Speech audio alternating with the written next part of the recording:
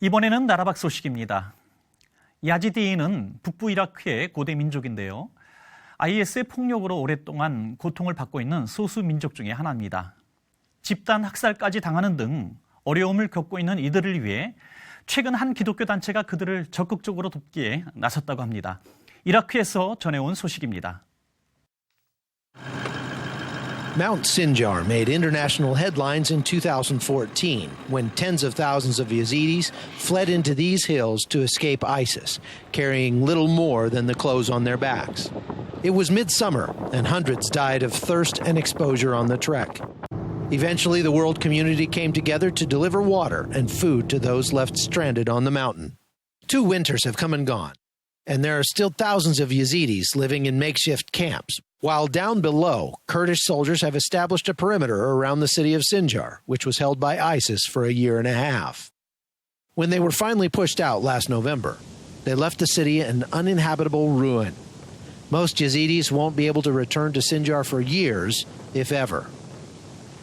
But help is coming from an unlikely place, the country of Burma, also known as Myanmar.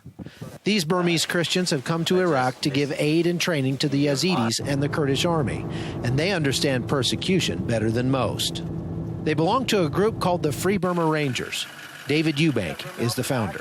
For the past 20-plus years, we've been in Burma in the different conflict areas, sharing the love of Jesus, giving people help, and getting the news out. And then last year, we were invited here, and this is our 4th trip where we've come back to help the Kurdish people under attack by ISIS.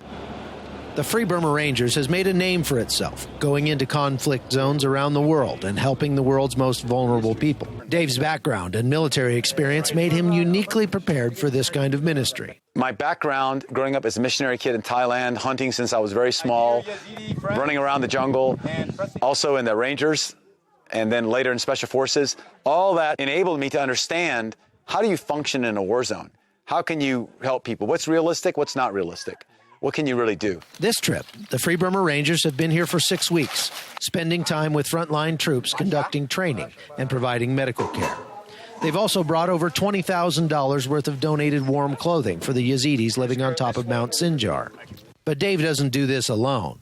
He brings his wife and 3 children because they believe these Yazidi children can more easily relate to the gospel that way.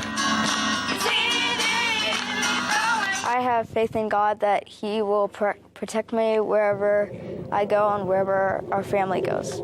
ISIS is a very strong force that needs to be stopped, and there are still women and children held captive by ISIS.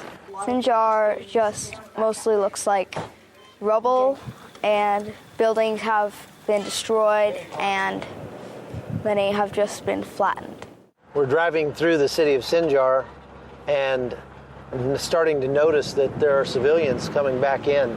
Even just a second ago saw a shop that was open.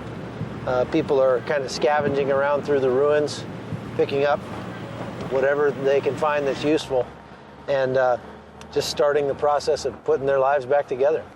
One of those families was fortunate that ISIS used their home as a headquarters, and so it wasn't destroyed. They've opened a bakery to sell bread to the soldiers who are guarding the city. As the first families start to come back into the shattered city of Sinjar, the FBR team is here conducting a Good Life Club and teaching these Yazidi kids that God's love is deep and wide.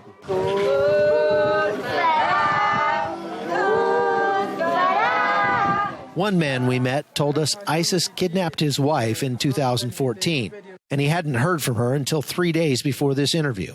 She called to say she was being held in a prison in Ramadi and that ISIS was now asking for a ransom of $5,000.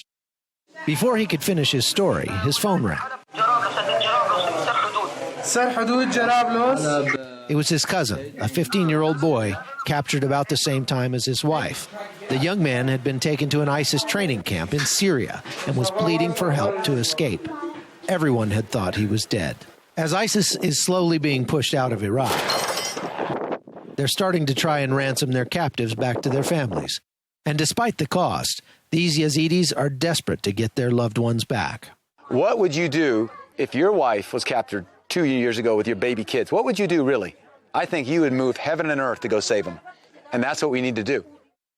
For the time being, Dave and his team are continuing to do what they can to shine the light of hope into a very dark place. Hello, infantry! From Mount Sinjar, I'm Chuck Holton for CBN News.